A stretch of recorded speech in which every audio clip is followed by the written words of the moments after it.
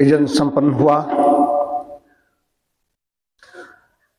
आज का विषय है यज्ञशाला वेद के निर्देशानुसार कैसी होनी चाहिए।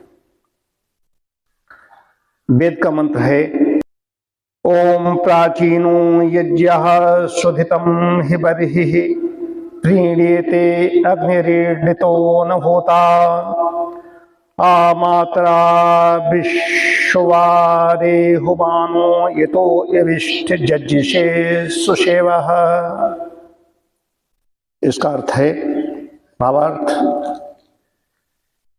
यज्ञशाला का द्वार पूर्वाभिमुख हो, दर्भ का आसन बिछा हुआ हो, दर्भ का आसन जो घी की आहुति दे रहा है उसका, कुंड में प्रशंसित अग्नि प्रदीप्त होकर तृप्त हो, उसके साथ ही यज्ञ करने वाला होता भी हवि देकर स्वयं भी तृप्त हो, द्विलोक और पृथ्वी लोक का आह्वान हो रहा है। जब ये अग्नि सेवा के योग्य होता है तब ये सब काम शुरू होते हैं, अर्थात जब अग्नि प्रदीप्त होकर आहुत के योग्य बन जाता है तब ये सभी काम शुरू हो जाते हैं। इसमें यज्ञ से संबंधित तो बहुत हाई है, मंत्र हैं, जगह जगह पर इसमें मंत्र आए सूक्त में। एक मंत्र और है इसका, ओम असादिवृतो वहिन्राजगन वानग्निर्ब्रह्मामृषदने विधर्ता दोष्यम पृथ्वी बावृधाते आयम होता इजति विश्ववारम। जिस अग्नि को द्विलोक और पृथ्वी लोक बढ़ाते हैं, जिसका उत्तम रीत से वर्ण करने पर ही योग्य यज्ञ कर्म हो सकते हैं, वो अग्नि यज्ञ वेद में आकर बैठता है और सम्यक रीत से वृत्त हुए ज्ञानी के द्वारा वो प्रदीप्त होता है। एक मंत्र और है, ओम ये ते दुम्ने भिर्विश्वमातिरंत मंत्रम ये वारम नर्या अतक्षण प्रये विशस्तिरंत शोषमाणा आये में अस्य दीध यत्र तस्य। जब बड़े बड़े यज्ञों के उत्सव होते हैं उस समय का वर्णन इस मंत्र में है। जब यज्ञ चलते हैं तब यजमान के सेवक वर्ग यज्ञ में आए हुए लोगों को अन्न धान्य आदि देकर पुष्ट करता है। कुछ अध्वर्यु आज माननीय संस्कार करने में व्यस्त रहते हैं, कुछ लोग इस अग्नि को प्रदीप्त करने के कार्य में लगे रहते हैं, तो कुछ लोग ज्ञान व सत्य को प्रकाशित करते हैं, अर्थात सत्य का उपदेश करते हैं। अग्नि के बारे में सब कहा गया है, कैसे कैसे है। ये अग्नि एक श्रेष्ठ राजा है, वो हवि रूप मंत्रों से प्रदीप्त किया जाता है। इसका तेजस्वी रूप घी के द्वारा बढ़ाया जाता है। जब कुंड में घी की आहुतियां दी जाती हैं तब अग्नि की ज्वालाएं बढ़ती हैं और उसका रूप भी बढ़ता है। तब मनुष्य यज्ञ में संगठित होकर हवि प्रदान करके इस अग्नि को पूजते हैं।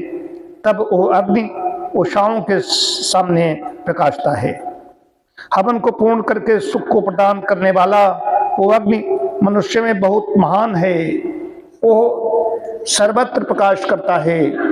धूम के द्वारा ज्ञात होने वाला वो अग्नि इस पृथ्वी पर काष्ठ आदि से बढ़ाया जाता है।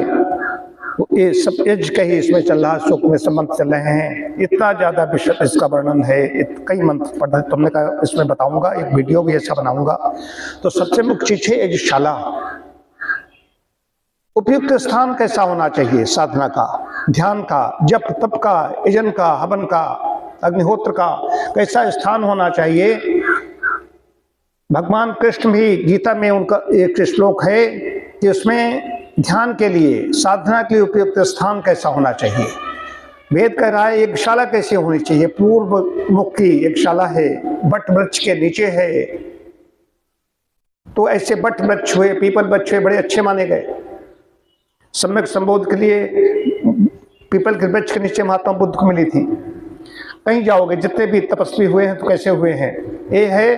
तो ध्यान के लिए, साधना के कैसा है, शुचौ उद्देश्य प्रतिष्ठापित नात्रिचितम नात्नीचम चैलाजन कुशोत्रम। कैसा होना चाहिए, आसन कैसा होना चाहिए, ज्यादा ऊंचा नहीं होना चाहिए, ज्यादा नीचा नहीं होना चाहिए, स्वच्छ स्थान होना चाहिए, स्वाभाविक जो शुद्ध स्थान है। स्वामी रामसुदास बड़ी टीका की मैंने उसको पढ़ा है, उसमें स्वाभाविक जो शुद्ध स्थान होते हैं, गंगा नदियों का किनारा है, पीपल का वृक्ष है, बट वृक्ष है, ऐसे जो पवित्र वृक्ष है, आंवला है, उनके वृक्ष हैं जो स्वाभाविक नोचे उनके अंदर मलमूत्र का त्याग नहीं करता, ऐसे कुछ वृक्ष होते आदमी बसता है उनके, तो वहाँ पर स्वाभाविक शुद्ध स्थान हो गए। नदियों किनारे शुद्ध स्थान होते हैं, वहाँ पर या शुद्ध कीजिए, फिर उसका आसन ऐसा बनाइए। फिर वही बात इसमें कही गई, इसमें जो कहा है कि कैसा आसन होना चाहिए, वैसा ही आसन होना चाहिए जिससे शरीर की विद्युत है और जमीन में न चेला जन कुशोत्तरम, जो बिजली है जमीन पृथ्वी में न चली जाए साधक की। इसलिए इस कुशासन की कुशासन भी बिछा हुआ है यहाँ पर। हमारा तो कुशासन का गद्दा भी है, पूरा बिस्तर का ही बना हुआ है, अभिषेक बनवा के लाए थे। तो ये है साधना काल का विशेष बताया गया है।